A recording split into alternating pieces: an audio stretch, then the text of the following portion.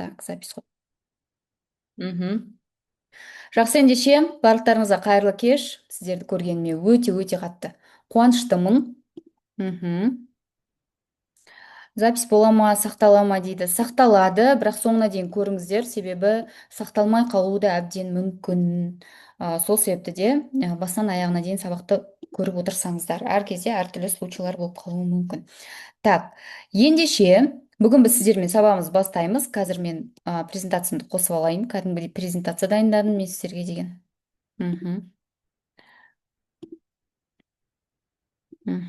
Қазір.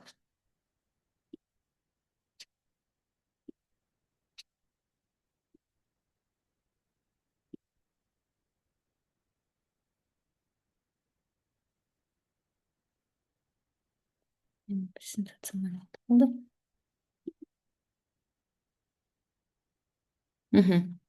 Көрініп тұр, иә? Мен презентациям көрініп тұр ма сіздерге, или көрініп тұрған жоқ па? Жаза қойыңыздаршы. Жақсы дейді. Нет, көрінбей тұр, иә?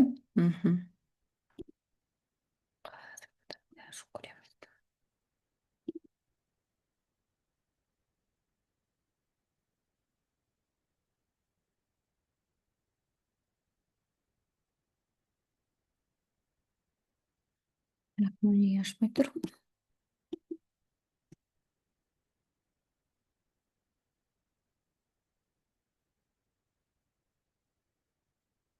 Все. Так, жақсы.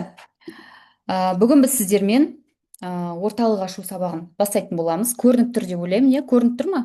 Бұл үлкен қылсам көрінбей қалып тұрған сияқты, иә? Сәлеметсіз, көрініп тұр, иә? Көрініп тұр, иә? Осылайда, үлкен болып.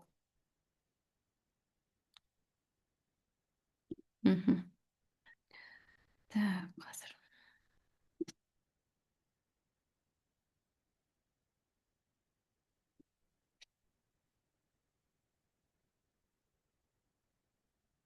Все. Жақсы. Баршаңызға қайырлы кеш. Сіздерді көргеніме өте қатты қуаныштымын. Бүгін біз сіздермен барлық өздеріңіздің кәсіби маман екендеріңізді, өздеріңіздің мама екендеріңізді, өздеріңіздің логопед екендеріңізді, дефектолог немесе әртүрлі сала мамандары екендеріңізді ұмытатын күн. Неге? Себебі бүгін біз сіздермен бірінші күн, 2 күн бойы сабақ өтетін боламыз. Бірінші күні сабағымыз орталық ашып 1 миллион теңге табудың схемасы деп аталады. Яғни ең бірінші күні кәсіпкер болуға үйренеміз. Дәл қазір осы жерде кім қандай мамандық иелері жазып өтсеңіздер, өйткені қазір сіздерге байланысты тақырыптарды біз айтатын боламыз. Жалпы естіліп көрініп тұр деп ойлаймын. Енді сіздерге давайте қазір мен сразу мен экранымды сызбаңыздар, қозғамаңыздар экранды.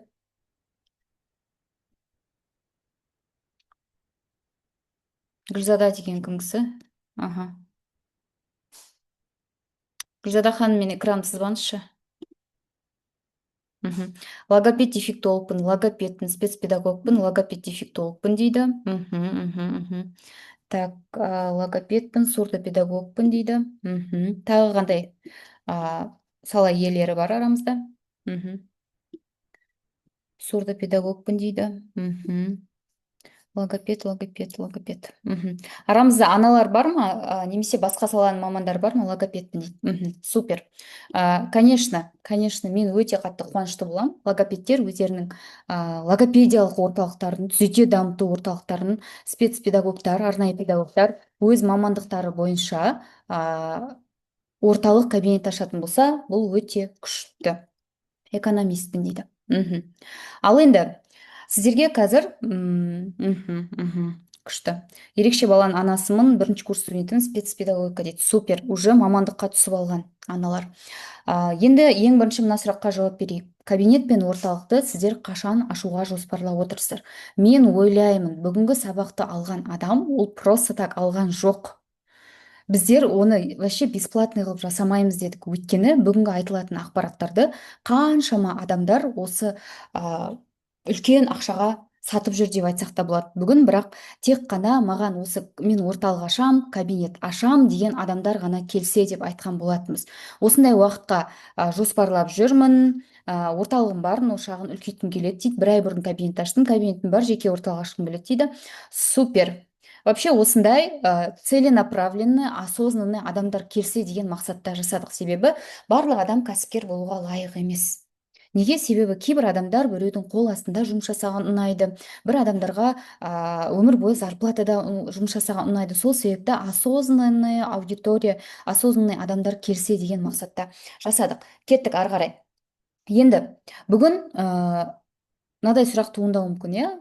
Гүлсара, сіз қалай логопед дефектолог бола тұра орталық ашу бойынша оқыта аласыз деген? Негізі, конечно, мен ойлаймын, көп адамдарда ондай сұрақ болмайды деп, бірақ осындай сұрақтар туындайды. Негізі сұраққа дұрыс жауап бергенде дұрыс. Давайте.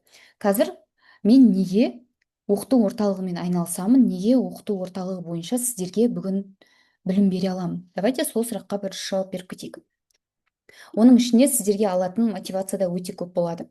Жалпы менің есімім Гүлсара Ниязқызы, Гүлзара емес, Гүлдана емес, Гүлсара Ниязқызы. Мүмкін арамызда тіптен бізде мені танымай қосылып алған жандар да бар. Яғни қазіргі таңда мен PhD докторантурада оқимын, яғни мен осы логопедия дефектологияның фанатымын деп айтсам болады. Мен бакалаврым, магистратурам, докторантурам барлығы осы мамандық. Даже мен если профессор боламын деп ертең профессор болуға тапсырсам да, мен осы специальный педагогика, арнайы педагогика бойынша тапсыратын едім. Яғни маған ерекше балалармен жұмыс жасаған ұнайды. Бұл менің үлкен миссиям. Сіздерде де сондай деп ойлаймын. Сіздер де осы бағытқа уже түсіп жатырған аналар бар. Қараңыздаршы, уже спецпедагогикаға түсіп алған оқуға. Жалпы қазіргі таңда біздің екі орталығымыз бар, Ақтөбе және Алматы қаласында. Ақтөбе қаласындағы орталыққа мен бармағаныма бір где-то уже 1 жыл болды. Егер ақтөбеліктер біледі, мен 1 жылда, 2 жылда бір барып тұрамын ол жаққа. Ол жақ настолько систематично работает, что мен ол жаққа вообще басында ауыртпаймын, шынымды айтсам.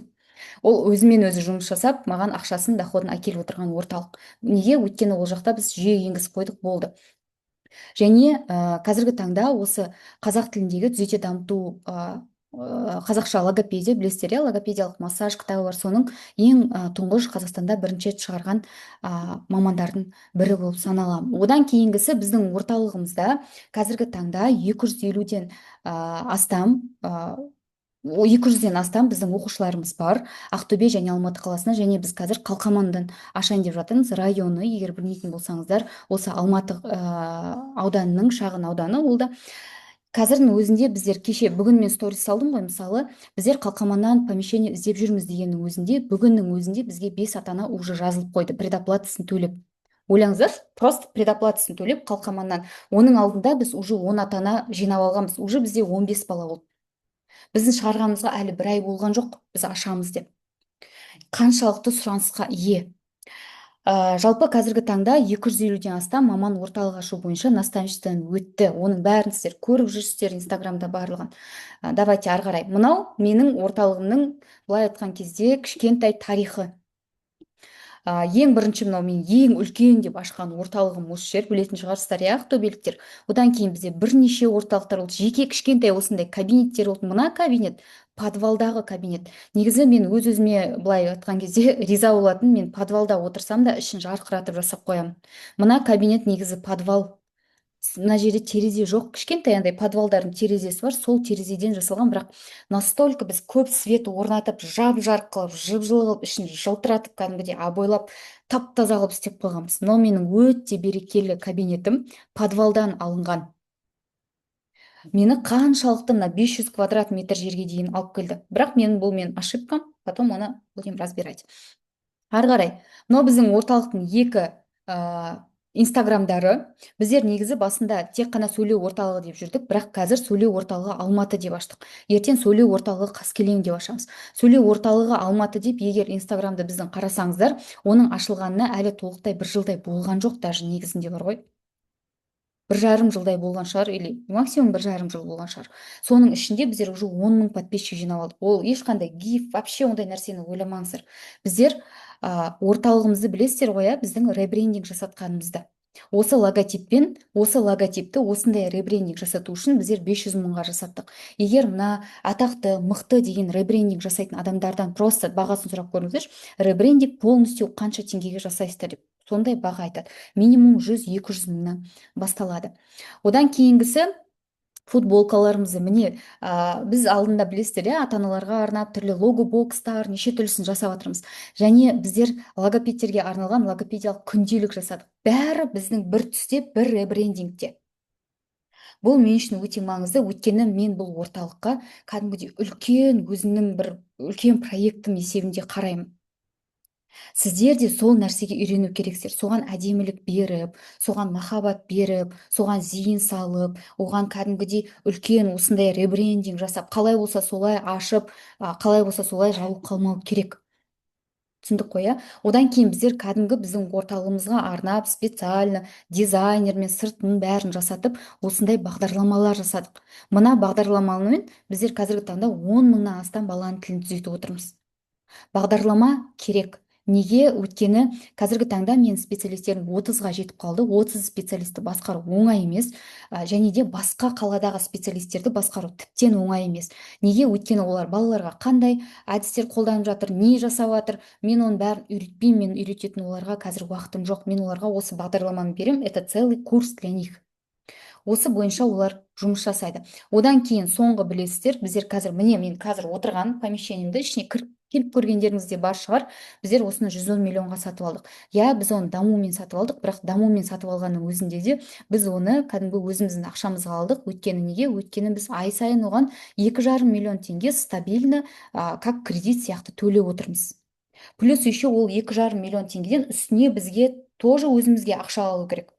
Мен, если Астанадан бізде маған предлагать етсе, сен помещение сатып аласың ба, Гүлсара, или квартира сатып аласың ба десе, мен негізі помещение сатып алатын едім, тағы да біреу. Біз қазір тағы үлкен помещение сатып алуға жұмыс жасап жатырмыз. Неге? Өйткені үй ол тұрады. Помещение ол саған постоянно үлкен инвестиция, білесіздер. Кеттік ары қарай. Енді қазір осы орайда мына жерде сіздер өздеріңіздің қорқыныштарыңызды жаза беріңіздер. Сіздерде қандай қорқыныштар бар? Бүгінгі сабақ ол сіздердің, сен ашылдың, сосын жабылып қалдың ба? Сен ашыла алмай жүрсің ба? Сен ашылып өсе алмай жүрсің ба? Ашылып минусқа кіріп жүрсің ба? Ашылмай жатып минусқа кіріп кеттің ба? Немесе сен баяғыда бір сенде минус болған состояние бір жағдайлар бар ма? Бәрін ашық айтатын сабақ. Бұл сабақта ұялып отыруға болмайды вообще. Ұялатын адам кәсіпкер болмайды. Сұрау керексіздер бүгінгі сабақта. Гүлсара, менде мынадай қорқыныш бар, мен қалай жұмыс жасасам екен? Менде мысалы мен айтам, менде екі личность бар деп айтам. Мен бірінші личностім, мен ол как өзім ісімнің маманы дефектолог есебінде. Мен дефектолог болсам, мен ата-аналарға, балаларға келгенде мен вообще басқашамын. Ал мен өзімнің специалистеріме келгенде вообще басқашамын. Мен оларға, мен как подружка, менің мамандарым, ойбай деген көзқараспен қарамаймын. Мен оларға как кәсіпкер, основатель, директордың көзқарасымен қараймын. Қатты болатын жерімде қатты боламын.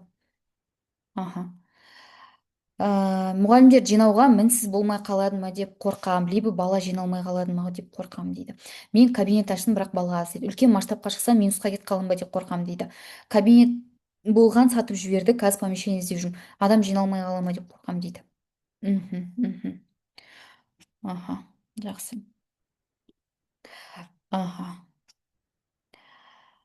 Менде 2 кабинет бар. Қазір балам 10 шақты ғана, маманым бар.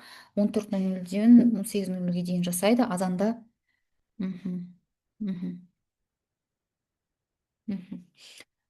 Документ жағынан қорқам дейді. Жақсы. Вообще сіздер білесіздер ма, негізі қазір мен өзімді тұрған жерде, қазір мен локациядан егер туристі қарасам, 10 орталықты шығарып бере аламын. 10 орталық бар. Представьте, менің орталығымның қасында тағы да менікі сияқты 10 орталық бар. Мен бүгін Қалқаманнан, бүгін осы Қалқаманнан орталық қарауға барып келдім да. Ол орталық қарауға барып келген кезде дәл мен алатын помещениенің қасында, дәл қасында тағы бір логопедиялық орталық деп жазылып тұр екен. И знаете что? Меня это вообще не смущает. Мен ол нәрседен ойбай, менде конкуренция бар деген ойды вообще алып тастаңыздар. Кабинетті орталықта ашу өте оңай. Қазір екінің бірі екінші курстарға дейін қазір кабинет ашып алып отыр. Ашып алады да ішіне отырады сосын. Ішінде оқушы жоқ. Максимум бір 5 оқушы болуы мүмкін, 7-10 оқушы болуы мүмкін, болды. Еще оған тағы да маман алып қойған, еще маманға ақша төлейді, еще маманға кейде ақша төлейтін ақшасы болмай қалады, оны кредит алады или еще біреуден қарызға алады, или білмеймін қалтасындағы бар жинаған ақшасын сол специалистерге береді. Яғни в большом минусе. Давайте сондай минустар бар болса жазыңыздаршы. Аха. Өз қалтасынан аренда төлеп отыруы мүмкін, жүйе болмайды, постоянный хаоста жүреді. Қорқыныштары өте көп. Вообще кабинет ашу қиын емес. Бәрі ашады, бәрі ашып алып отыр қазір. Бірақ ішінде оқушы жоқ. Оқушы жинау ол бөлек дүние. Қазір бүгін мен соған осознанно подходить етуді, қалай соған осознанно бару керектігін мен айтатын боламын. Орталықты кімдер аша алады, кімдер аша алмайды. Да? Давайте осы нәрсеге қарастырайық. Орталықты кімдер аша алады? Орталықты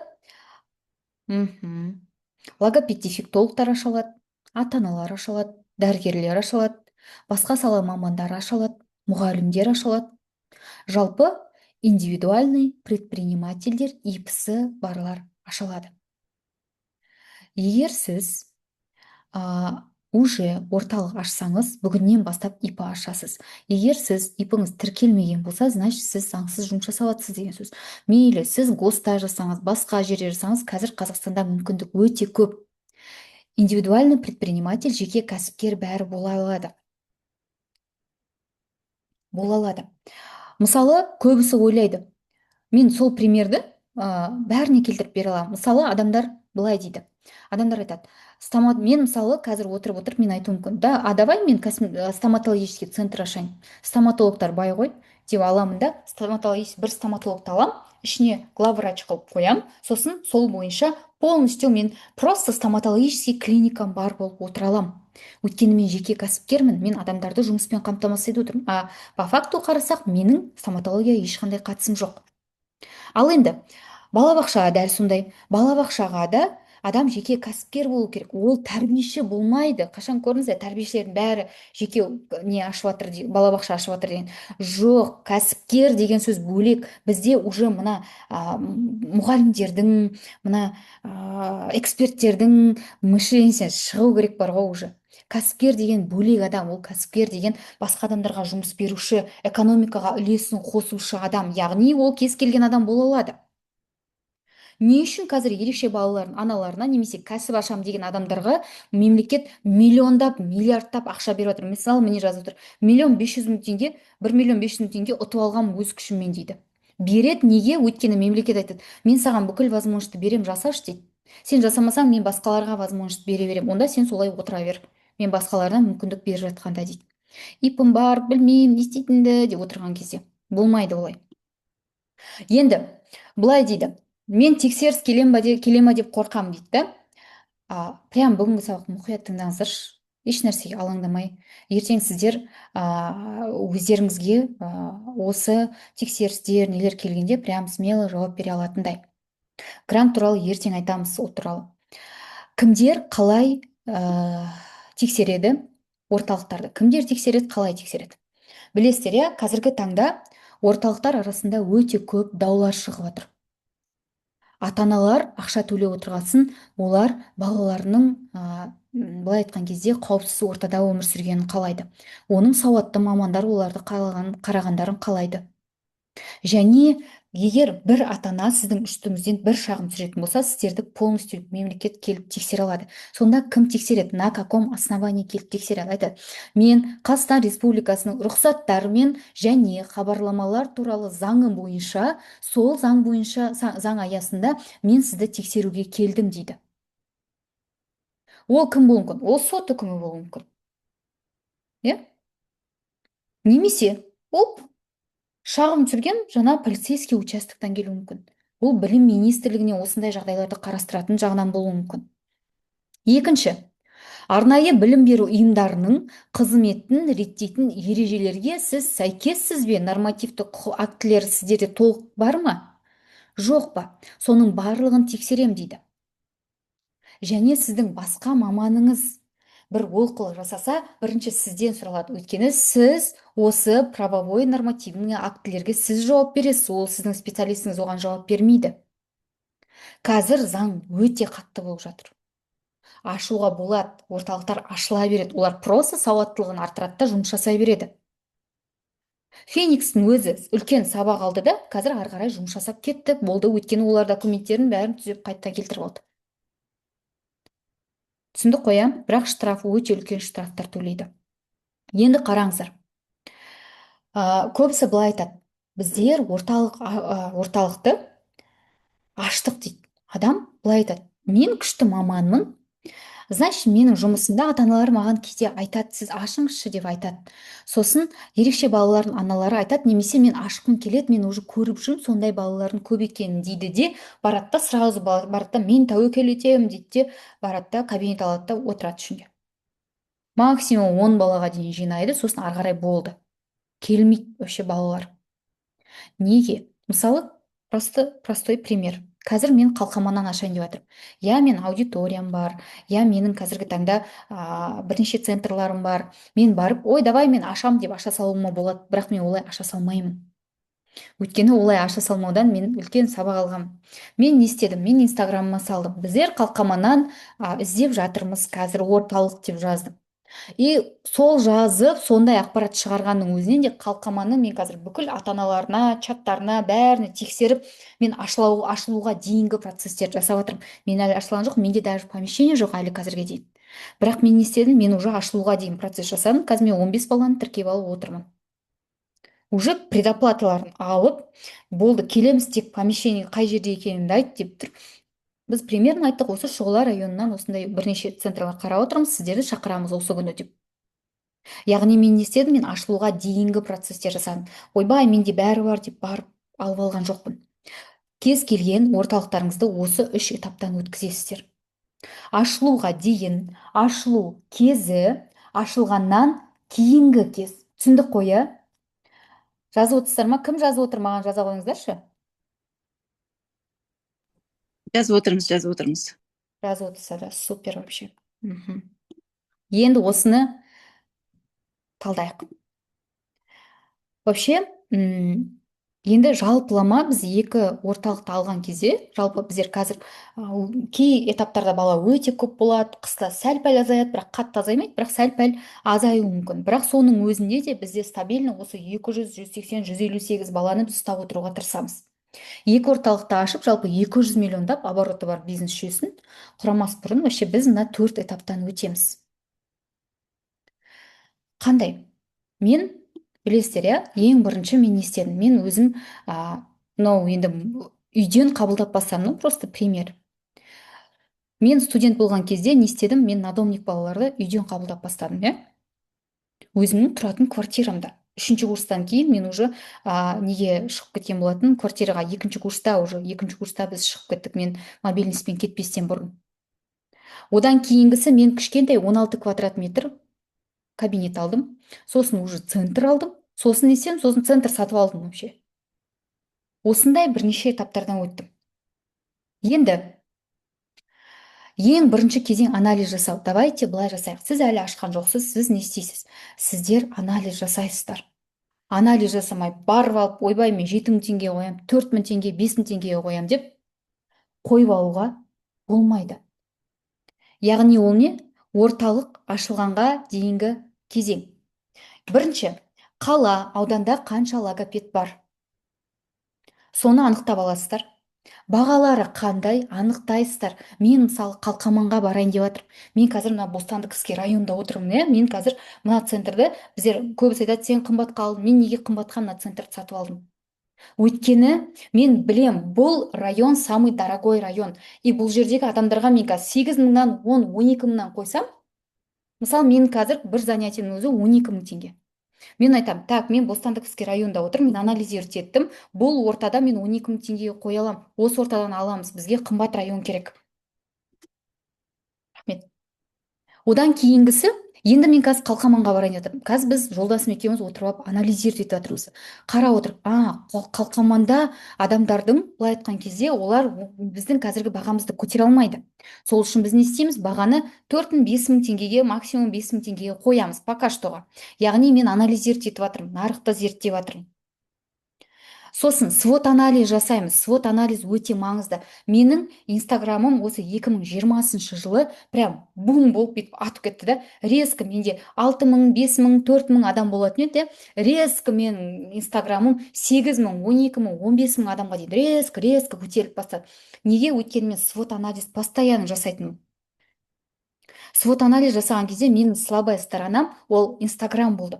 Ал инстаграмды мен дұрыс жүргізбеуге соған акцент қоятын күнде, так, мен пайдалы ақпарат салуым керек, мынаны салуым керек, ананы салуым керек. Өйткені менде план болды, так, мен ертең центрыма тек қана инстаграм арқылы жинаймын. Яғни сол үшін мен өзімнің минусымды выявлять етіп алдым. Сіздер де біз бірінші қала ауданда қанша логопед бар анықтаймыз, звондаймыз, саламатсыз ба, мен балам жазайын деп едім, так, сіздер қанша теңгеденсіздер, қанша теңгеден қойып жатсыздар, абонемент бар ма сіздерде, андай бар ма, қандай услугалар бар, тағы не бар, деген секілді өте көп сұрақ қоямыз. Сосын сұраймыз, сіздерде жеке сабақ па, жеке сабақ алсам қанша, топтық алсам қанша, яғни біз анализдерді етеміз. Диагностика просто қанша, анау қанша, мынау қанша, сұраймыз, звондаймыз. Соған байланысты біз уже бағаларды қойып бастаймыз. Сосын алғашқы 10 баланы жинауға тырысамыз. Мысалы, қазір мен алғашқы 10 баланы мен тып-тыныш жинап жатырмын. Шулап жатқан жоқпын, айқайлап жатқан жоқпын. Жай ғана не істеймін? Так, мен осы күні қалқаманнан ашамын. Арасында сол туралы стористе салып қоямын. Өйткені мен уже сол арқылы оқушыларды, балаларды жинап бастап жатырмын. Яғни бала жинаудың жолдары қандай? Флайеры, білесіздер ма? Мысалы, біздер мен мына 110 миллионға мына помещение сатып алған кезде менде мындай ой болды. Так, мен басқа районнан мына жерге келдім. Менің осы районға, бұл енді бұрынғы помещениеден үлкен помещение да, бала жинауым керек деген ой болды. Сосын не істедік? Мен өзімнің айналамды зерттеп бастадым. Осы дворда бірінші алу керекпін дедім. Дворға біз не істедік? Флайер таратып бастадық. WhatsApp-тарына кіріп алдық, чаттарына, статустарына, инстаграмдарға біз не істедік? Блогерларға реклама беруге болады. Таргетті мен сразу айтайын, таргетті біздер бір жылда бір рет қана жіберетін шығармыз. Таргет біз вообще қазір жібермейміз. Өйткені таргет біріншіден өте қымбат, и ол бастапқы 10 баланы жинауға вообще невыгодный нәрсе. Келесі ары қарай. Одан кейінгісі, енді сарафанный довольный ата-аналар. Мысалы, біз ата-аналарға түрлі бонусный системалар жасап қойдық. Қазір бізде ата-аналар біледі. Олар айтады, так, мен қазір өзімнің атымнан бір ата-ана хотя бы алып көрсем, айтамын, сіз бізге бір ата-ана алып көрсеңіз, біз сізге 10% скидка жасаймыз. Солай 50%-ға дейін скидка жасап алып, бірақ бізге 5 ата-ана алып келе отырған ата-аналар бар. Қазір былай жасайықшы, менің нем уақыт аяқталып қалуы мүмкін. Что-то бүгін дұрыс жасамай тұр. Если шығып кетіп жатса, группаға қайттан жіберем, резко қосылып алыңыздар. Хорошо, бір ескертіп қояйын. Ары қарай. Сосын біздер дәрігерлермен, мұғалімдермен, тәрбиешілермен, қазір ол туралы тағы да свот анализбен мен анализімді көрсетем, прямо ашып мен өзім структурамды ішкі. Сонда түсінесіздер. Бірақ бастапқы 10 бала жинау осы. Және бізде ата-аналар, сізде жоқ болуы мүмкін, бірақ мұғалімдермен, дәрігерлермен, мектеп мұғалімдермен келісім шартқа отыруды біздің специалисттер көбісі білмейді кәсіпкер есебінде. Олар алдында маған бір инстаграмнан жазып жіберіпті. Мен деген өзімнің визиткамды тастап кеттім деп жазып жіберіпті. Маған мына жерге миллион визитка тастап кетеді адамдар. Мен даже қарамаймын оларды. Давайте, все, давайте деп жібере салам, болды. Сол үшін біз не істейміз? Сол үшін біз оларға спецпредложение айтамыз. Біз оларға проценттер ұсынамыз. Мысалы, қазір мен таргет жүріп жатқан жоқпын. Стабильно мен 20 балам, точно мен өзіме уверенім, что мен ортодонты маған 20 бала точно жіберетініне. Мен ортопедім маған точно 10 бала, енді 20 бала жібермесе де, 10 бала точно стабильно жіберетініне. Мен точно оған сенімдімін. Лор врачым аденойды балаларды қаншамасын бізге жіберіп жатыр қазіргі таңда. Мысалы, Азизбек, білесіздер, біздер бірнеше мықты специалистермен сотрудничать отырмыз. Оларға менің кеңесім просто өздеріңіз туралы айта салмаңыздар. Біз қазір олармен мына результатты бір бірімізден көріп отырғасын мына сарафанки бүйтіп жүріп отырмыз. А бірақ басында біз бір бірімізді басқа специалистерімізбен ортодонттарымызбен келісу үшін біз не істедік? Біз процентке отырдық. Реально процентке мен айттым, мен сізбен партнерский услугамен жұмыс жасағым келеді деп. Мен қазір мына Алматыға бірінші рет келдім, нөлден бастайын тұрмын. Бірақ міне мен результат жасап мен осыншама сертификатым бар. Мен давайте сізбен жұмыс жасағым келеді. Кәдімгідей біз оларға бізден отказ жасай алмайтын предложение жасап көрсеттік. Келесі, уже біздер осы бірінші этапта орындар таңдап бастаймыз. Үйден бастасаңыздар болады, бірақ үйде ұзақ отыруға болмайды, конечно. Кіші кабинетте жалдайсыздар. Сіздің қалтаңызда 10-15 миллион теңге ақшаңыз болса да, 5 миллион теңге, миллион теңге, 600-300 мың теңге ақшаңыз болса да, менің кеңесім мүлдем үлкен кабинеттен бастамаңыздар.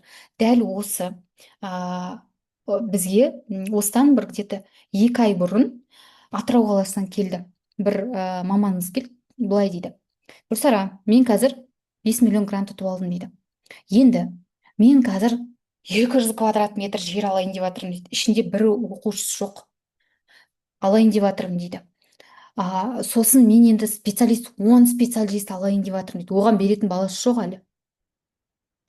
Сосын біз айтты, басылыңыз деп.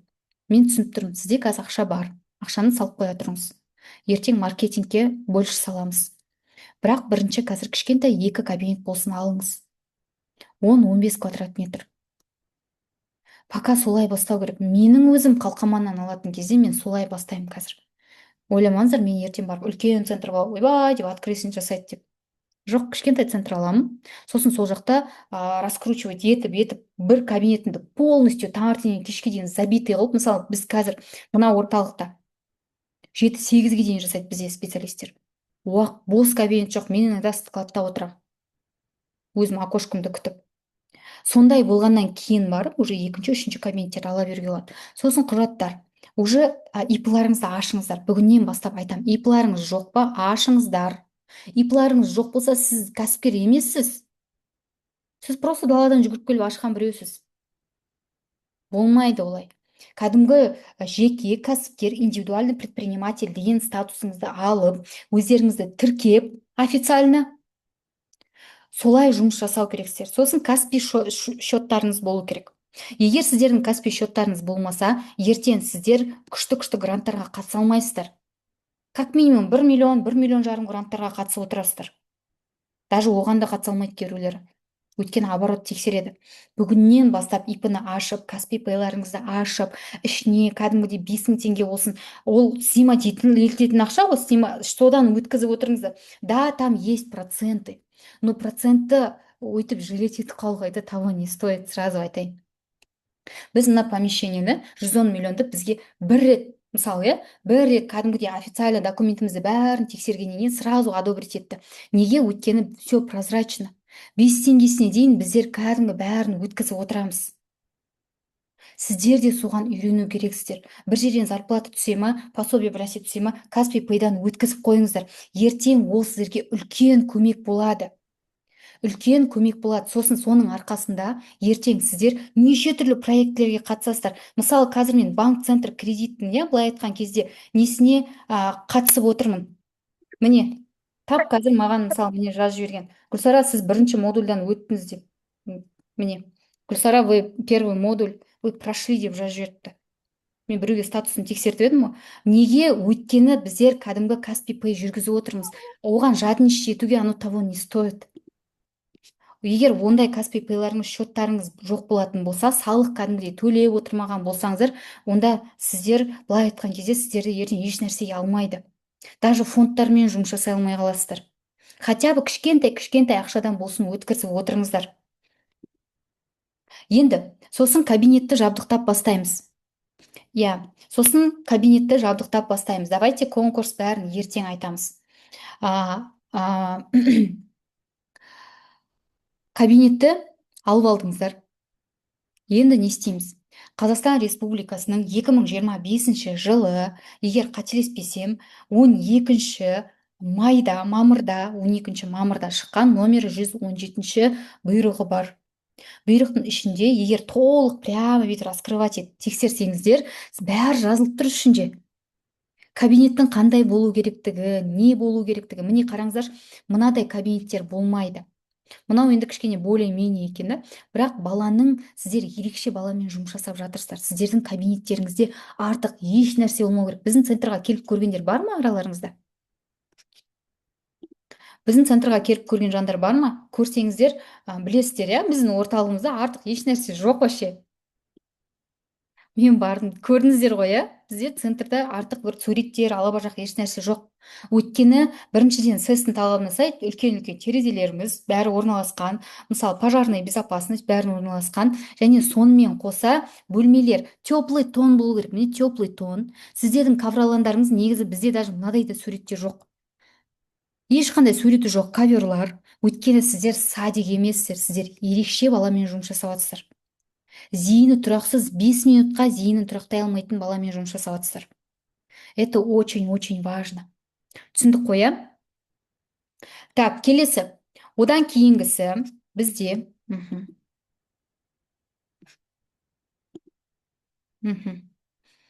Аха. Құрал жабдықтарыңыз міндетті түрде болу керек. Енді ол бірден алыңыздар деп айтпаймыз. Зонтты вообще бірден алудың қажет жоқ. Вообще зонт алам, ойбай қырам жоям деудің қажет жоқ. Зонтсыз да осы күнге дейін 10 жыл жұмыс жасап жатқан адамдар бар. Определенный өздеріңізге тек диагностикалық құралдарыңызбен 36 тақырыптағы лексический темаларыңызға бөлінген заттарды ғана алыңыздар. Болды. Мысалы, мен қазір қалқамандағы новый центрыма мен мына жақтағы заттар біреуін де алып бармаймын. Бұл екі жақ екі түрлі ғой. Мен ол жаққа новыйдан закупаться етемін. Сонда мен не істеймін? Өзімнің кәдімгі мамандарға беріп жүрген спискімді алам, ассистентімді или администраторымды жіберемін, давайте осы бойынша заказ беріңдер. Болды, сонымен аламыз, сонымен кіреміз, сонымен жұмыс жасаймыз, болды, бәленбай жыл бойы. Өйткені бізде мындай ғой, көп күшті андай алабажақ ойыншықтар алғанын бәрі жақсы көреді. Но ондай болмайды. Тек определенный керекті заттар ғана. Сосын бренд атауларыңыз қазірден бастап кабинеттеріңіздің, орталықтарыңыздың атауларын ойластыра беріңіздер. Тап қазірден бастап. Бұл өте маңызды. Неге? Себебі сіздің брендтеріңіз біреуде болмау керек. Сөйлеу деп қоса бермеңіздерші, пожалуйста, сосын. Сөйле балақай, сөйлеме балақай, сөйлеп кет балақай. Бір кішкене креативный ойларыңызды, пожалуйста, сондай бір креативный болсын. Бірақ атау сіздерді сатуы керек. Давайте қазір былай жасайық. Қазір мен эфирден бір 5 минутқа шығамын, уақыт уже аяқталып қалды. Сосын сразу қазір 5 минутқа емес, сразу максимально жіберуге тырысам, қайттан қосылыңыздар. Келістік қой, иә? Тез жаза қойыңыздар.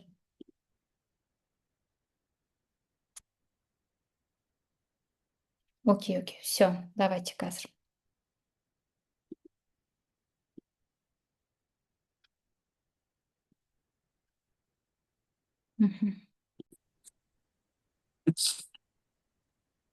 Так, ары қарай жалғастырамыз. Барлықтардың сылықтарын өшіре тұрайын.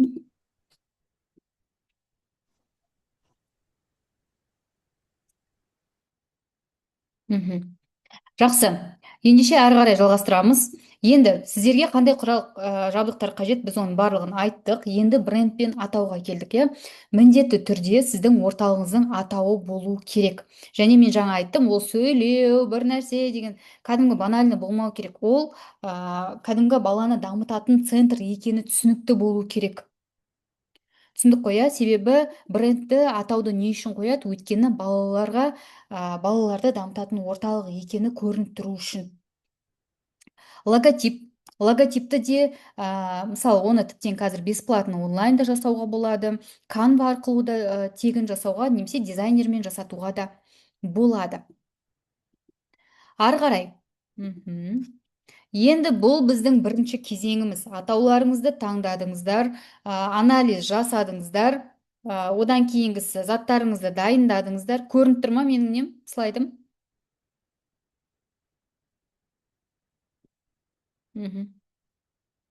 Көрінбей тұр дейді. Көрінбей тұр ма не? Көрініп тұр дейді. Көрінбей тұр ма не менің нем, слайдым? Бәсе. Жақсы. Енді екінші кезең. Екінші кезеңді жаңа жазып алғандарыңыздай орталықтың ашылу кезеңі деп атайсыздар. Бұл кезеңде не істейміз? Енді сіздер уже бастапқы хотя бы 5-10 балаларыңызды жинап алдыңыздар, түсіндіңіздер, шынымен де біздің ауылға, ауданға, қалаға бұл жер керек екен. Енді ары қарай біз осы центрді дамытуға әрекет етеміз дейміз. Не істейміз? Уже активный маркетинг қосамыз. Білесіздер ма? Қазіргі таңда егер специалист қанша мықты болса да, мен мықтымын, анау мықты емес, мынау мықты емес деп отырған кезде маркетингі мықты адамдар просто сіздің оқушыларыңыздың бәрін сыпырып жинап алып кетеді. Неге? Өйткені қазір маркетингті өте жақсы қолданатын мамандар ғана өздеріне тез оқушы жинай алады.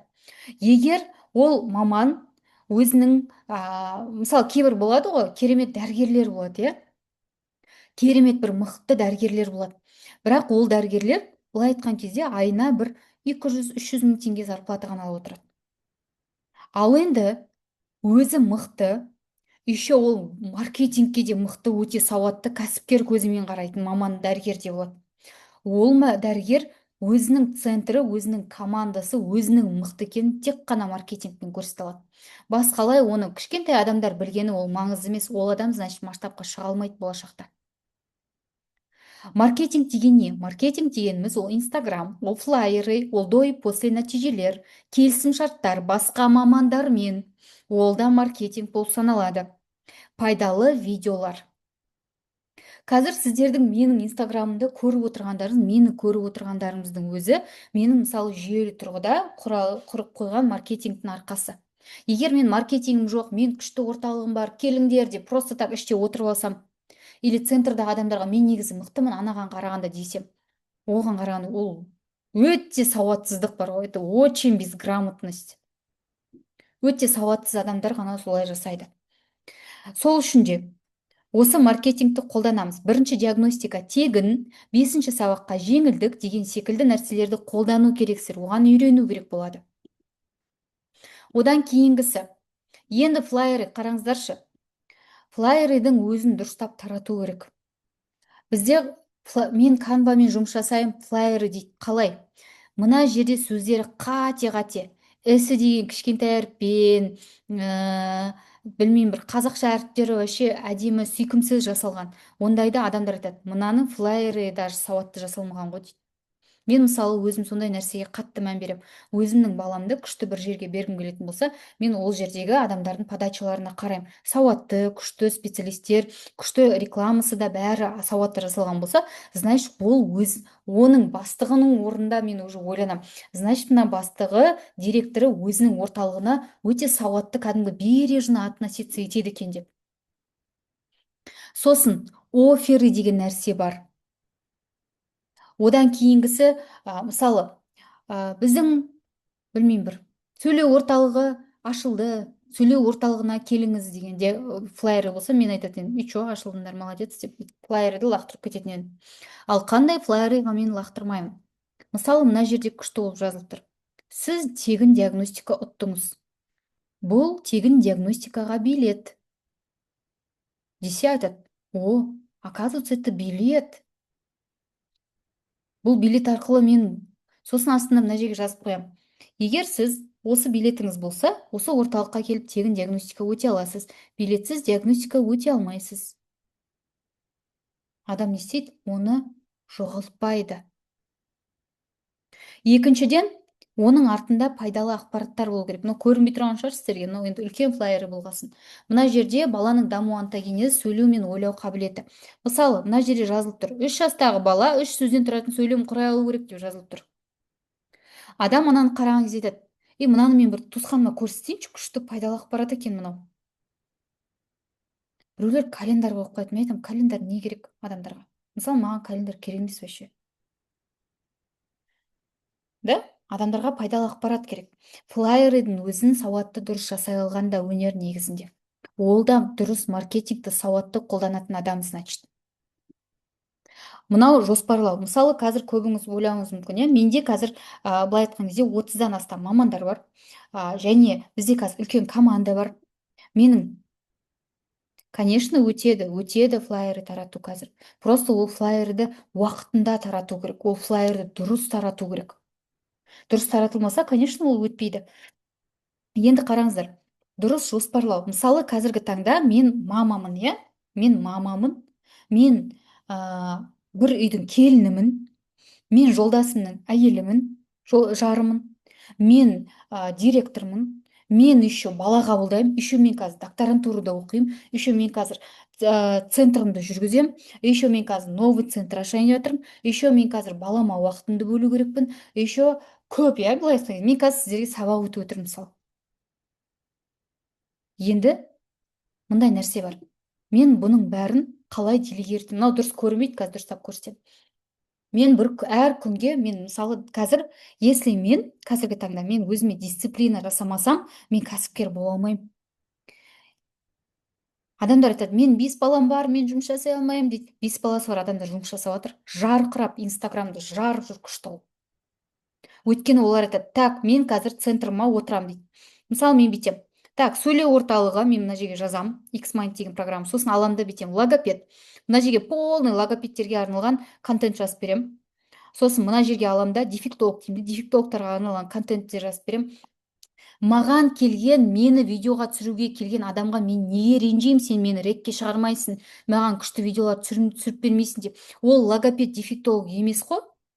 Мен неге оған ренжимін? Мен оған құрып беремін контентін полностью. Сосын айтамын, міне осындай тақырыптар, ары қарай тренд өзің қосасың, осы тақырыптарды продвигать етіп бер маған.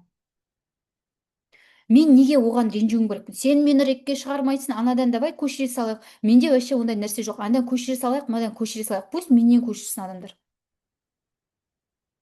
Оған мен қалям-балям просто так қарамаймын. Өйткені это работа. Это ответственность. Бір күнімді алам, 2 сағат айтам, мені мазаламаңдар. 2 сағат бойы мен кәдімгі отырамын да тақырыптарын жазам. Так, логопед. Если мен нағыз білмей жатсам, мен аламын да ChatGPT-ні алып салып бере салатын едім, если. Сосын полностью сенсорная интеграция блогерлерге бәріне рекламасын полностью жазып берем шаблонды. Сосын администраторға тапсырам, или болмаса SMM-ма берем, айтам, міне осы саған контент план, осы бойынша маған жазып бер. SMM мені түсінуге міндетті емес, зачем? Ол вообще басқа нәрсе оқып келген адам ғой. Міне, мынау просто қазір көрсетейін. Көрінбей тұрған шығар. Мынау менің контент планым. Үлкен қылып, кәдімгі үлкен қылып осындай қылып жазып берем, сосын бір ай мені ешкім мазаламайды вообще. Просто келеді, Гүлсара Ниязқызы, біз осындай уақытта видео түсіреміз дейді. Центрға болса, давай деп түсіріп тастаймыз да. Сосын болды, мен ары қарай өзімнің оқушымды, Олжасымды, Софиямды, там Аружанымды қабылдауға кетем. Өйткені мен специалистпін ғой, я здесь работаю, у меня есть дети. Мен оқушыларым бар жұмыс жасап жатқан. Сол үшін, если мен былай жұмыс жасамасам, мен миымда хаос болады. Келесі, үшінші кезең орталық ашылғаннан кейінгі кезең. Бұл кезеңде мен не істеймін? Біздің орталығымыз ашылды, мен уже айтамын, мен орталығымды масштабқа шығарамын деп. Мен оны бірнеше орталықтарға көбейтіп бастаймын. Топтық сабақтар қосып бастаймын. Нейропсихолог қосам, енді бар ғой, бірнеше нейропсихологтар қосам. Командымды үлкейтемін, түрлі үлкен коллаборациялар жасаймын, қызметкерлерді көбейтемін, операционный расходтардың бәрін дұрыстаймын. Если мен қазір операционный расходтардың бәрін мынадай кестеге салып отырмайтын болсам, менен біреулер ақша жеп қалуы мүмкін. Я об этом не узнаю. Мен мамандарға дұрыс зарплата бере алмай қалуым мүмкін, если мен шықпай қалса.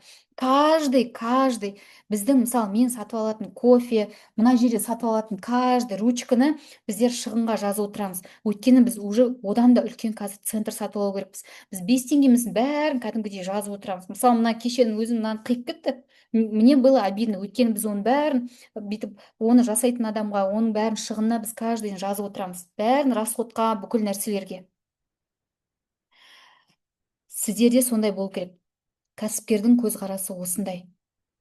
Определенный шаблондар бар, қиындатудың қажет жоқ, оны трагедия көрудің қажет жоқ. Если қазір сіздер жасамасаңыздар, басқа сіздерден кейінгі адамдар айтады, ну ладно, сен еріне бер, мен жасап кетем, мен түсіне аламын дейді. Сосын олар ертең көркейіп, үлкейіп, лицензия алып, бай болып, бүйтіп кетеді. Болды. Сосын адамдар қалады. Мен жасай алмаймын. Қиын емес. Мен бухгалтер емеспін, мен специалистпін. Менің мынадай нәрселерін мен түсіне бермеймін көп. Бірақ осыны мен бір мысал бухгалтеріме тапсырам, бірақ мен түсінуім керекпін, оның қандай жұмыстар атқаруым, кіріс, шығыс, маржа деген нәрселерді есептеп беру керек. Түсіндік қой, иә? Келесі. Вообще қазіргі таңда орталық ашу негізі өте оңай. Біз ол туралы айттық, иә. Қазір мен сіздерге бір күшті не көрсетемін, Xmind көрсетемін. Ол Xmind, ол менің кәдімгі, былай айтқан кезде, шпаргалкам. Қазір сол шпаргалкамды сіздерге көрсетемін. Прям ашып. Сабақ ұнап отыр ма? Оу деп бір ауыз жазып қойыңыздар. Қазір мен ашып алайын.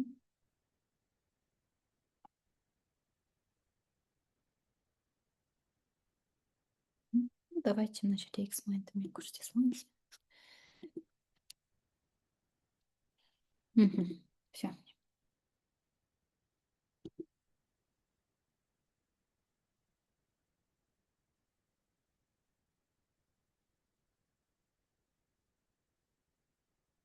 Түсінікті болып жатыр ма? Кішкене бір түсінік келіп жатыр ма? Понятие болып жатыр ма? Кәсіп деген осы екен ғой, орталықты жүргізу деген осы екен ғой, деген секілді. Болып жатса, болмай жатса, жазып отырыңыздар. Бүгінгі күн мен дегенде ай жарық болып отыр ғой, интернет ұстамай қалып.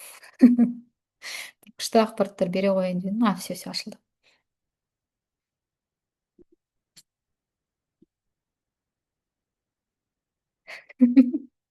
Желанием қашып жатыр ашуға дейді. Жоқ. No. Ондай нәрсе болмайды сіздерге. Уже болды, шешінген судан тайынбайды дейді.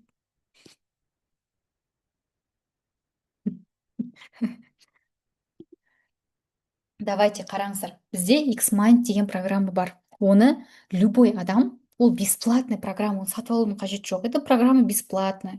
Да, ішінде платныйлар бар, бірақ олар сіздерге керек емес. Мынадай бар, оқыту орталығы. Оқыту орталығына не керек? Оқыту орталығына бірінші құжаттар керек. Қандай құжаттар керек? Қараңыздар. Мысалы, должностная инструкция керек, иә? Должностная инструкция обязательно болу керек. Оны былай қорықпаңыздар. Оның бәрін жазу қиын емес. Просто юристпен кәдімгідей отырып жазып алу керексіздер. Біздер енді негізі мамандарға біздер беріп жүрміз. Осылардың үлгілерін, бәрін, шаблондарын просто алып жаза салады. Давайте қазір просто оған не кіреді қарастырайық, иә? Яғни, сіздер маман алдыңыздар, мамандарыңызда сіздерде мынадай құжаттар міндетті түрде болу керек. Міндетті түрде болу керек. Неге?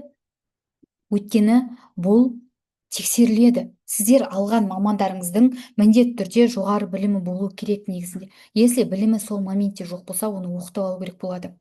Хотя бы оның переквалификациясы болу керек. Сосын дипломға қосымша біліктілігін арттыру сертификаты, жеке куәлігі, көшірмесі. Прям мен мамандар жұмысқа алғанда осы переченді берем, осыны толтырып кел деймін, осыны толтырады. Медициналық кітапшасы болу керек. Алдында үлкен дау болды, иә? Осы үлкен дау болған кезде осыны тексереді. Сен маман медициналық кітапшасы бар ма, жоқ па? Сен неге нелегальный жұмыс жасап жатсың? Ол неге? Ақыр соңында основатель былай айтқан кезде өзіне үлкен жауапкершілік алады. Мынаны сіздер бір систематизация қойып алсаңыздар, вообще қиын емес бар ғой. Вообще қиын емес. Қазір сіздерге ол нәрсе қиын болып, ойбай деп көрінуі мүмкін. Ондай емес, қиындатудың қажеті жоқ. Сіздерде мына 5 бағыттағы келісімшарт болу керек. Еңбек трудовой келісімшарт, азаматтық құқықтық келісімшарттар, сосын материалдық жауапкершіліктер, құпиялылық келісімшарттары. Даже если специалист сіздің орталығыңызға келсе де, ол сіздің былай айтқан кезде ақпараттарыңызды ұрлап кетпеуі керек. Если ұрлағанын білсеңіз, если сондай нәрсені білсеңіз, сіздің араларыңызда келісімшарт бар, сіз кез келген уақытта оны сотқа бере аласыздар. Сіздің заттарыңыз ұрланса, каждый затыңыз сынса, мысалы мен қазір қаншама миллиондап біздер іс жерге ойыншықтар аламыз да, маған бәрі ценны, каждый ойыншығым. Бір ойыншығым менің, каждый маманың атына каждый ойыншықтар тіркелген. Если ол ойыншықтар жоғалып кеткен, сынып қалған болса, маман өзі төлейді ақшасын. Неге? Өйткені ол менімен материалдық жауапкершілік келісімшартына отырды. Сосын индивидуальный план работы болу керек, оқыту бағдарламасы болу керек. Индивидуальный план работы негізі қазір барлығы мектептерге құрылып тұр. Просто соның үлгісін біз өз орталықтарымызға направлять етіп аламыз. Ол да былай айтқан кезде прям аса қиыншылықты тудырмайды. Сосын енді сіздер лицензия алған кезде енді желание ашылып отыр. Сөйтіп қойсаңыздаршы құрсын, қорқытып алар ма сіздерді. Енді сіздер ертең мысалы лицензия ашылуы мүмкін, иә, 2027-те ашылуы мүмкін, 28-де ашылуы мүмкін, даже 26-да да, если мынадай үлкен бунт бола беретін болса ата аналар тарапынан, 26-да да лицензия ашылып кетуі мүмкін. Сондай кезде сіздерден жазып алыңыздар, бұл бұл нәрсені скриндап алыңыздар, жазып алыңыздар, түсіріп алыңыздар. Қараңыздар, сіздерден келгенде балаларыңыздың, оқушыларыңыз ИПР-ларын тексермеуі мүмкін лицензия алатын кезде. Бірақ сіздің жалдап отқан кабинетіңіз жалдап отырсаңыз да, сіз ол жерді сатып алсаңыз да, сатып алмасаңыз да, біреудікі болса да, сіздерден мына нәрселер тексеріледі. Сіздің жеке ИП-ңыз тексеріледі. Сіз ИП-ңыз бар ма, жоқ па? ИП-ңыз жоқ па, автоматически сізді лицензияңыздан алып тастайды. Лицензияға өтпейсің, сен жұмыс жасау құқығың жоқ деп айтады. Салық тіркеу, ин салық режимдарын. Мысалы біз қазір салықтар төлеп отырмыз, иә, ол қиын емес, ол уже ертең сіздер жұмысқа кіріп, уже процесс басталып кеткеннен кейін уже түсініп бастайсыздар. сэс талаптары қазір сэс талаптарын алудың қажеті жоқ, бірақ лицензияға сіздер келген кезде уже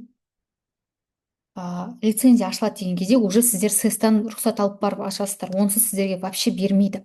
Одан кейін өрт қауіпсіздігі туралы құжаттар. Егер сіз бір үлкен помещениеден алып отырсаңыз, онда сіз айтасыз, менде лицензия ашылды, маған уже өрт қауіпсіздігі туралы сіздің құжаттарыңыз керек. Егер ол кісі жоқ болса, ол кісі алу керек болады. Өйткені ол кісі алмайтын болса, онда ол подучебный центр беруге құқысы жоқ, оның сіздің кінәңіз жоқ. Ол жерде кінәлі сол помещениені жалдап отырған адамда болып саналады. Лицензия алмайсыздар. Қазір лицензия алатын жоқ Қазақстанда. Сіз лицензия аласыздар, егер сіздер мектеп болсаңыздар, егер сіздер аттестациядан өткізетін болсаңыздар, категория беретін болсаңыздар, мамандарға юридический орган болсаңыздар, немесе колледж, мектеп балаларды оқуға түсіретін сондай болсаңыздар ғана. Ал дамытушы орталықтарына қазір олар жеке кәсіпкер есебінде жұмыс жасайды, және ол заңды. Оған ешкім ешқашанда сіздерге придираться ете алмайды, өйткені ондай заң жоқ. Но ондай заңды любой момент ашуы мүмкін. Мысалы, біз қазір мен полный документтерімді полностью қазір дайындап, полный папкаға салып, мына ішіне, мысалы, мына жердегі папкама полностью салып дайындап отырмын. Любой моментте лицензия десе, мен бірінші тапсырамын. Өйткені бізге керек ол. Ол неважно, сіз логопедсіз, логопед емессіз, бәрібір де. Сіз жұмыс беріп отқан адам болсаңыз да, бәрібір ертең болашақта керек. Мынау болашақта керектілері. Осыған дайындалып отырыңыздар просто. Түсіндік қой, иә? Бірақ қазір сіздерде балалардың жеке карталары, диагностика, даму жоспары болу керек. Ол біреуден қорыққаннан болмау керек. Ол сіздерде болу керек. Оны жасауға ұмтылу керексіздер. Неге? Өйткені просто сіздерде ертең хаос басталады. Ата-анамен келісімшарт. Мен ақшасын сосын төлеймін, мен 10 күннен кейін төлейінші, 5-ке бөліп төлейінші, 40-қа бөліп төлейінші, ондай жоқ. Біздің орталыққа келіп көрген ата-аналар бар болса, қазір ондай жоқ. Определенно айдың басында төлейсіз. Неге? Өйткені ол келісімшартпен. Өйткені мен мамандарға жұмыс беріп отырмын. Оның бәрін заң бойынша біз жасап отырамыз. Ол сізге де жақсы. Одан кейінгісі, сіздерде миссия болу керек. Мысалы, біз қазір үлкен социальный проектлер жасап отырмыз. Неге? Өйткені ол біздің миссиямыз. Егер сіздің қазіргі миссияңыз ақша табу болса, сіз, бұл так скажем, что сіз өспейсіз. Бұл менің наставничествомнан қазіргі таңда пәленбай адам өтті ғой. Вот көрдіңіздер да, біз қаншама рет оларды деген үлкен пикникке де алып бардық, анда да алып бардық, мында да алып бардық. Ойлайсыздар ма, барлығы ашты деп? Жоқ, барлығы ашқан жоқ. Тең жартысы ашқан жоқ. Неге? Өйткені олар ойлады, мен келем, менде көп ақша болады екен деп. А работать не хотят. Қолына бәрін берсе де. Сондай адамдар да болады. Ертең сіздер сондай адамдар ойланып, ойбай деп теңселіп жүрген кезде сіздер фук етіп озып шығасыздар. Уже кәдімгі жұмыс жасап жатқан отточенный сондай бір специалисттер болып шығасыздар. Неважно, сіз логопедсіз, логопед емессіз, логопед емес ерекше балалардың аналардың өздері де қазір білесіздер ма, 700 квадрат метр ашып отыр қазір. Қазір 700 квадрат метр осылай сіздер сияқты қорқып сөйтіп бастаған, иә, мысалы қазіргі таңда Марина ханым білесіздер, Марина Оңғарбаевна, иә, ерекше баласы үшін басқа мамандықтан, вообще мына қатысы жоқ мамандықтан келді де, ол кісі наставничествоға да қатысты, курсқа да қатысты, бәріне қатысты. Просто мен айтқым келетіні, логопедпін, мен логопед емеспін деп ойланып жүрген адамдар, просто берите и делайте, и все. кейде осы қолына берген нәрселерді қолданбайды. Сіздерге тапсырма беремін қазір мен. Маркетинг. Маркетинг саласы қалай болады? Маркетинг саласы ол Инстаграм арқылы. Инстаграм видеолар. Инстаграмына видеолар, 10 видео как минимум түсіру керек. Неважно, ол профкамерамен вообще түсірмеңіздерші. Зачем профкамерамен түсіргендер өтпейді қазір. Посттар қазір атып өтіп жатыр. Өте күшті посттар. Жүз тақырып таңдап қойыңыз, соны салыңыз, просто болды. Көп қой тақырып, өте көп қой қазір. WhatsApp, рассылка жасауға болады, флайеры жасауға болады, телеграмнан канал аштыңыз, диагностика не пайдалы ақпараттар бар, салыңыздар. Красные флажки аутизма, витамины, топ тұр ғой қазір. Не көп, ақпарат көп. Мамандармен сотрудничать етіңіздер. Мұғалімдер, педиатр, мұғалім, балабақша, невропатолог, психиатр, лор, ортодонт, ортопед, кім бар барлығымен. OLX-қа как минимум 10 реклама жіберіп көріңіздер. Бізде былай дейді, бізде айтады, 3 реклама жібереді, соны күтіп отырады. Пожалуйста, маған бала келсін деп. Қайдан бала келді? 3 рекламадан. Адам деген жұмысты бастағасын тоқтамай жібере беру керек қой. Мысалы, қазіргі былай да, біздер орталыққа біз 3 күнде 120 бала жинадық. Білесіздер, да, біз открытие жасадық. Прям дүркірет жасадық, мына центрдің открытиесін. Сәкен Майғазиев шақырдық. Біз 3 күнде мамандарымызбен мұрнымыздан қан шыққанша жұмыс жасап, 120 баланы 3 күнде диагностикаға өткіздік. А ол 120 баланы біздің центрға алып келгенше біз не істедік? Біз бір апта бойы осылай, осы X-Mind бесплатный программаны аштық та, просто командамызбен, так, давайте. Мен мысалы айтам, так, қыздар, біздер логопед бойынша осындай нелер тақырыптарға реклама жібереміз, осындай жібереміз деп просто пайдалы ақпараттармен рекламалар сала бердік. Ақыр соңында біз 120 балаға жеттік. Таргетте жібердік. Таргеттің өзінен де біздер, мысалы, бірақ күнде көп жібердік деп айта алмаймын, бірақ соның өзіне де таргеттің өзіне бәленбай ақша төлеп тұрғанда дұрыс жібермейді ғой. Офер деген нәрселерді қолдану керек. Әрине, біздер қазір өте көп ақпарат сіздердің миларыңызға көп болып кетуі мүмкін, бірақ бұл сөздерді сіздер есту керексіздер. Өйткені жаймен бұның бәрін сіздер меңгересіздер, үйренесіздер. Просто қазір сіздер бастапқы аяқтарыңызды, қадамдарыңызды басып жатсыздар. И это нормально, что сіздер қазір сіздерге көп ақпарат болып жатыр, көп нәрсе түсініксіз болып жатыр деген нәрсе. Оқушыларды қалай жинаймыз? Тегін диагностика жасауға ешқашанда қорықпаңыздар.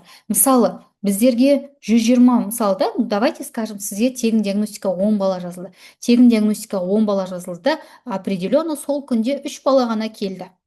Это нормально. Адам өзінің 3 баласына риза бола алмайтын болса, ол ертең ешқандай результатқа риза болмайды ол адам. Вот я вам это гарантирую. Болды ма сондай случайлар, жазыңыздаршы. Ойбай, келеміз деп келмей қалғандар. Болады, ертең біз жұмыс жасаймыз дейді де, жасамай қалатындар бар. Келеміз дейді де, келмей қалатындар бар. Бұл кәсіп, ондай менің басымнан миллион рет өтті ондай нәрсе. Кереметсіз, біз сізге жұмыс жасаймыз, ойбай, қырамыз, жоямыз дейді де, келмей қалады. Мен ол нәрсені болезненно қабылдамаймын. Өйткені мен оған кәсіпкердің көзқарасымен қабылдаймын. Да, адамдар келмеді. Ондай болады кәсіпте. Если мен ойбай деп депрессияға түсіп жатып алсам, онда болмайды ғой. Незаменимых не бывает. Қазір бүкіл мамандарымыз жұмысына шығып кетсе де, мен өзіме спокойно қалдым. Все нормально, өзіңде өзің барсың, сенің білімің бар. Адамдарға жұмыс керек, незаменимых никогда не бывает. Вообще стрессовать етпеңіздер. Менің командам бірден құрылған жоқ. Менің командам менімен бірге 8 жыл бұрын, 9 жылдан бері келе жатыр. Даже біздің қазір бұрынғы Инстаграмда ашылған басынан бастап қарасаңыздар, ескі видеоларды. Нұрлайым жүр, ішінде Мадина, біздің ана баяғыдағы бұлбұлдар жүрді. Олар бірден жиналған жоқ. Бәленбай адам келді менің алдыма. Келеді, кетеді, и все нормально. Ол нәрсені жақсы қабылдау керек. Түсіндік қой, иә? Команда. Сіздің командаларыңызда логопед, дефектолог, нейропсихолог, EBA терапевт осы мамандар болу керек. Олар сіздерде бірден болмайды. Сразу айтайын, бір маман логопед, дефектолог болса да нормально. Бірақ ол логопед бөлек, дефектолог бөлек болады. Логопед, дефектолог бар деп айтпаңыздар, пожалуйста. Екеуінің жұмысы екі түрлі ғой. Одан кейінгісі мамандарға жалақылар. Енді мамандарға жалақыларды қаржы есептерге если қосатын болсақ, ол жерде әртүрлі есептермен беруге болады. Бірақ бірден айтайын, вообще 50-де 50-ге бермейсіздер. Болмайды. Автоматически сіз уже 50-де 50-ге келісеміз, ойбай, тек менде қалшы, ойбай деп жүрсеңіздер, ертең сіздер автоматически минусқа кетесіздер. Или окладқа, или белгілі бір минимальный процентке отыру керек болады. Да, басында ол маманға ұнамауы мүмкін, бірақ ол маманға айту керек. Біздер өсеміз, осылай жұмыс жасаймыз, бізбен бірге команда құрып жатырмын, менен бірге жұмыс жасауға дайын болсаң, давай бірге жұмыс жасаймыз. Мен саған осындай бала берем, есептеп көрсету керек оған. Мысалы, мен өзіме, адамдар маған да керек қой специалистер, мен оларды ұстап қалғым келеді мысалы. Мен оларға сразу келген бойда көрсетем. Так, калькуляторды аламын да көрсетем. Так, сен қазір менен, мысалы да, 50 мың, так скажем, 100 мың оклад аласың делік, иә? 100 мың оклад аласың, плюс еще мен саған процент беріп отырамын дейсіздер, 15% деген секілді. Или болмаса бірден оклад беруге ақшаңыз болмайтын болса, онда процентке отырып болады. Мысалы айтасыздар, давай 30-да 70-ге, 70-те 30-ға отырамыз, немесе 60-та 40-қа отырамыз. 40%-ін сен аласың, 60%-ін мен алам. Келген мамандарға бірден жоғары процент бермейсіздер, жоқ. Сіздер еще оған помещение беріп отырасыздар, еще оған бала табуға жұмыс жасайсыздар, еще оған бүкіл заттарыңызды бересіздер, еще оған 70% бересіздер. Олай кәсіптік жұмыс олай жұмыс жасамайды. Түсіндік қой, а? А если 50-де 50-ге, прям если хотят, онда ол значит, ол сіздің командаңыздағы сіздің жұмыскеріңіз емес, ол сіздің партнеріңіз. Бізде іште бар партнерлар, мен айтпаймын 50-де 50 алып отқандар жоқ деп. Бар менде партнерлар, бірақ ол партнерлардың жұмыстары бар. Ол партнер маған айына как минимум 7-8 бала әкеліп отырмаса, маған керек емес 50-де 50%, значит. Ол 50-де 50% алу үшін сол іс-әрекетке жұмыс жасайды. Кәдімгідей мен онымен екі жақты келісім шартқа отырамын. Менде бәрі келісім шартпен. Должностная инструкция. Мен оған 50-де 50 алған үшін должностная инструкция жазып беремін толтырып.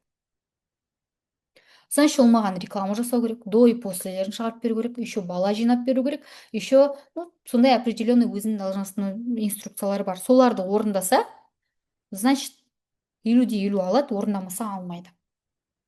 Менде бәрі емес, бірақ определенный мамандар бар сондай. Түсінікті болып отыр ма? Одан кейін сіздерде қосымша жұмыстар болады. Мысалы, қазір менде қосымша жұмыстар өте көп. Қосымша жұмыс, мен өнім шығарамын, иә? Мысалы, мен кітаптар шығарамын, келісім шарттардың формаларын біздер специально өзіміз, каждый келісім шарттың өзін 80 мың теңгеге біздер жасатамыз, оның барлығын. Мысалы, қазір 2026 жылы біз полностью ол келісім шарттарын бәрін жасаттық, полностью ішін жаңалаттық, жаңа заңдарға байланысты юристтермен каждый специалисттің должностной инструкциясын жасаттық, каждый еңбек шарттарын, трудовой договорларын жаңарттық, азаматтық құқықтық шарттарын жаңарттық, құпиялық туралы келісім шарттар жасалды. Оның барлығына біздер каждый жеке ақша төлеп жасаттық. Өйткені ол даже прокурор келсе де біздің алдымызға ата-аналармен жасалған келісім шартта біз ұтып шығу керекпіз ғой. Өзіміздікін прав екенімізді прям максимально дәлелдеп. Өйткені ол юридический формада жасалған. Оның барлығын біздер наставничествода береміз. Бірақ бүгін біздер сіздерге таныстырамыз. Егер жоқ, мен өзім жасаймын Гүлсара бұларды десеңіздер, пожалуйста, олай да болады. Енді ары қарай тағы не істейсіздер? Қосымша жұмыстар. Біздер ойыншық сатумен айналысамыз. Білесіздер, иә, қазір іште дүкен бар. Біз қазір оны Инстаграм күшті жүргізіп жатырмыз деп айта алмаймыз, почти жүргізіп жатқан жоқпыз, бірақ біздер іштегі келген ата-аналардан олар сразу өтіп кетеді. Біз логопедический құралдар сатып жатырмыз. Оның бәрі просто специалисттер келеді, осы жерден сатып алып кетеді. Клубтар ашу. Қазір біздер клубтар ашып жатырмыз. Ата-аналарға, аналарға арналған платный клубтар бар. Ол клубтарға ерекше балалардың аналары келеді. Біз оларды әртүрлі форматта оқытамыз. Мысалы, біреулеріне біз кәсіптік бағдар оқытамыз, біреулеріне басқа, мысалы, новый специальность оқытамыз, парикмахерский оқытамыз, чтобы олар өздерінің балалар үшін ақша жасап, бай болсын деген мақсатта. Это наша миссия. Қазір біздің үлкен миссиямыз бар. Мен соңғы осы 1,5 жылдықта миссиямды өзгерттім, если честно. Мен соңғы үлкен миссия қойдым, что адамдардың бәрі бай болу керек деген. білмеймін, біреуге ұнайды, біреуге ұнамайды. Ерекше балалардың аналары тем более бай болу керек деген миссия. Қазір көрдіңіздер ғой да, менің контенттарым бәрі соған кетіп бара жатыр. Ерекше балалардың аналары да кәсіпкер болсын, ерекше балалар да бай болсын, олар жұмысқа орналассын. Неге олар жұмысқа алмайды? Оларды жұмысқа алмаса, біз оларды жұмысқа үйретеміз деген сияқты. Оларға мысалы ерте жастан дамыту клубтарын кішкентай балаларға арналған сондай ашуларына көмек беріп жатырмыз қазір. Қазір біз екі ата-анаға үлкен бизнес проект жасауға көмектесіп жатырмыз. Өйткені ол не? Ол миссия. Түсіндік қой, иә? Ақпарат қиын болып кеткен жоқ па? Ертеңгі сабақ вообще күшті болады. Ертең уже қандай гранттар, көп идеялар келеді сіздерге. Мысалы, мен қазір қызымды АФК-ға алып барып жүрмін, иә, мынау мышцалары слабый болғасын. Оның өзінде мен ойлап қалдым, о, как круто. Кәдімгі обычный ата-ана ашып отқан. Ата-ана кәдімгі өзіне кәсіп қылып ашып отқан.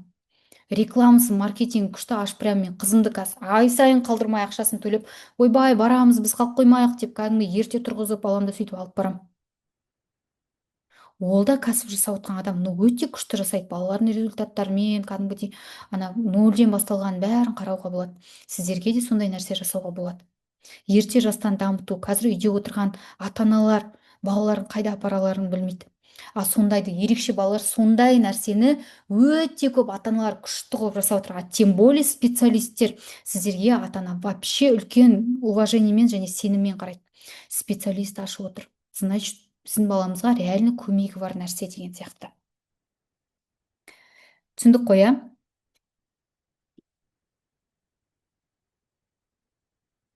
Ой, давайте сосын айтамын ол нәрсе. Оны сосын айтамын. Давайте былай жасайық. Қазір күшті осы сабақ бойынша үлкен инсайт алған, өзіне мотивация алған, өзіне бір күшті мақсаттары пайда болып бастаған болады ғой, сондай адамдар қазір арамызда болады, иә? 40 адам отырмыз мына жерде. Неужели біреуінен болмайды? Почти тең жартысында болады. Күшті идея алып, күшті инсайт алып, өзіне кәдімгідей мақсат қойып, осындай аралықтарда мен ашамын, мен уже көп нәрсені түсініп бастадым, уже осы бағытта ізденіп бастаймын деп группаға күшті комментарий жазған адамға мен осы X-Mindті жіберемін. Жазбаса жібермеймін. Біздің уақытымыз сәл-пәл азайып қалды. Қазір мына нәрсені мен айтқым келеді. Қорқыныш бәрінде бар. Менің бойымда да қорқыныш көп. Бірақ бізде мындай нәрсе бар. X-Mind, қазір группаға жіберем. Менің бойымда да қорқыныштар көп. Бірақ менің қазіргі таңда кішкентай балам бар. Әлі болашақта да бірнеше көптеген балаларым болады, біз қазір. Менің оқушыларым бар. И мен қазір постта жұмыс жасамаймын. Маған жұмыс жасаған ұнамайды. И мен ондай өмірге келіспеймін. Сол себепті де мен қорқсам да осы жұмысты жасап, мен өзіме ұнайтын жұмысты жасай берем. Бәрі бірден күшті болып кетпейді. Өмірде ең мына айтайын ба, өспейтін адам, бәрін идеально жасағысы келетін адам. Ондай адамдар отыра береді. Маған инстаграмға сіздің консультацияңызға жазылғым келеді деп 1000 адам жазады. Жазылмайды, бір шаг әрекет жасамайды ғой, даже өзінің болашақтары үшін. Олардың орнына қарағанда сіздер вообще молодцы, сіздер уже бір емес кәдімгідей нормальный шаг жасап отырсыздар ғой. Жоқ, группаға жазасыздар, группаға. Қазір тыңдаңыздар мені. Түсіндік қой, иә? Сол себепті де қазір маған мысалы менің ата-енемнің айтқан сөздері, инстаграмға анан салма, мынан салма деген нәрселер маған өтпейді вообще. Мен мама папамның да сөздері өтпейді. Мен просто аламын да давай до свидания деп блокқа тыға саламын. Өйткені блокқа сала саламын. Неге? Өйткені мен қазір адамдардың енесімен өмір сүре алмаймын. Өйткені мен қазір өзімнің кішкентай балам бар. Мен оның болашағын жасауым керек. Менің өзімнің болашағым жасауым керек. Если мен жасамасам, қазір басқалар жасай береді. Сіз просто отыра бересіз, а жизнь продолжается. Люди просто начинают, давай, мне 40 адамның ішінен қазір айтады, қорқса да жасай береді екен ғой, давай мен жасай берейін, давай көрейін. Өмір бір рет қой, көрейін, қателесем, көрем, қолымызға мынадай нәрсе беріп тұр. Мына нәрсені білесіздер ме, ала алмай отырған қаншама адам бар. Қазір менің подписчиктер 100 бірнәрсе мың, иә, былай айтқан кезде. Бәрі алғысы келеді, бірақ ешкім шаг жасағысы келмейді. отырады просто, мен қорқам, сосын жаза береді ма, қорқам, сосын қарап отырсаң сол баяғыдан бері жаза беретін адам сол қорқам дейді. Әй, сен қорықсаң, сен не әрекет жасадың? Не әрекет? Сен бір әрекет жасадың ба, бір кішкене бір қадам жасадың ба десе. Мен тәжірибелі болған жоқпын. Просто бұл мен уже түсіндім да, осы күнге дейін кәсіп жүріп жатыр, адамдарға көмек беріп жатырмыз, адамдардың проблемаларын шешіп жатырмыз, бәрі платный гинекологқа барғысы келеді, балдарын жақсы платный мектептерге бергісі келеді. Кім бергісі келмейді? Бәрі бергісі келеді, балаларына жақсы болашақ бергісі келеді. А біз неге сол центрларды жасамаймыз? Просто ол шақпен жаймен жасалады. Уже ешкімнің ойы қазір ешкімге маңызды емес. Қазір сіздің түріңізге біреу күледі де, менің түріме бәрі күлген баяғыда. Ойбай, сен мұрның андай, сен мындайсың, сен сондайсың деген секілді. Мен айтамын, маған бәрібір. Мысалы, мен СММдар айтады, Гүлсара, сізбен жұмыс жасау өте оңай дейді. Мен түрім, көзім қисық болып тұрса, мен давай, все, сала берші деп. Өйткені менің миссиям, менің бетім емес. Адамдарға әдемі болып көрінуім емес. Менің миссиям қазір өзімнің, менің миссиям бар, сол бойынша кетіп бара жатырмын. Біреу айтады, давай шай ішіп десем, мен айтамын, так, мен мына уақытта нем бар, давай менің уақытыма подстраиваться ет сен. Мен сенің уақытыңа емес. Өйткені мен қазір өсу үшін жұмыс жасап жатырмын, уақытым жоқ мен артық. Мен балаларым өсіп келе жатыр, қазір мен оларды өсіруім керек, дамытуым керек. Все хорошее я должна дать, а мемлекет маған ол нәрсені бермейді. Мен мемлекеттік жерде жұмыс жасап, бір бесплатный курсқа бара алмадым ғой. Давайте қазір топта жалғастырамыз. Топқа мен сіздерге тағы да сұрақ жауаптар болады, мотивационный нәрселер, сол жақта жазайық. Және ертеңгі сабақта кездескенше, біздің уақытымыз уже аяқталып қалыпты. Давайте барлығымыз сол жаққа барайық. Түсіндік қой, иә? Келістік қой. Сол жақта кездесеміз. Біз уже почти 2 сағат бойы отырдық. Сол 2 сағатта уже өте көп нәрсені, максимально айтқым келген нәрсені айтуға тырысып жатырмын сіздерге. Чатта кездескенше, иә?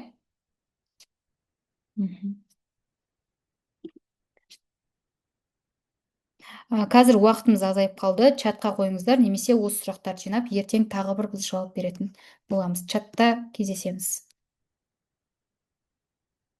Жоқ, слайд жіберілмейді. Слайд жіберілмейді.